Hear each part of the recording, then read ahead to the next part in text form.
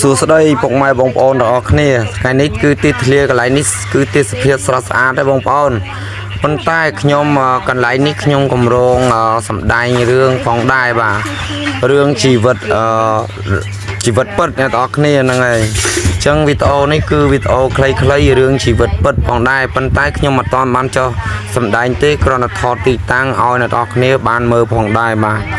អញ្ចឹងបាទកុំភ្លេចជួយ share ហើយនឹងជួយ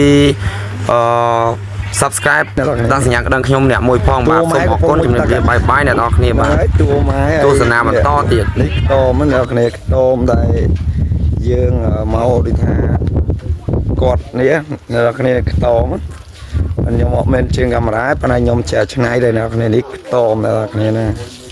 បាទហើយនេះគឺតំបន់សុកស្រែអ្នកគ្នា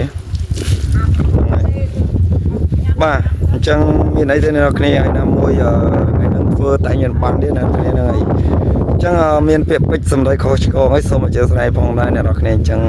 ជំរាបលាបាយបាយអ្នកគ្នានេះសិនអ្នកទួដើរទួអ្នកគ្នាបាទ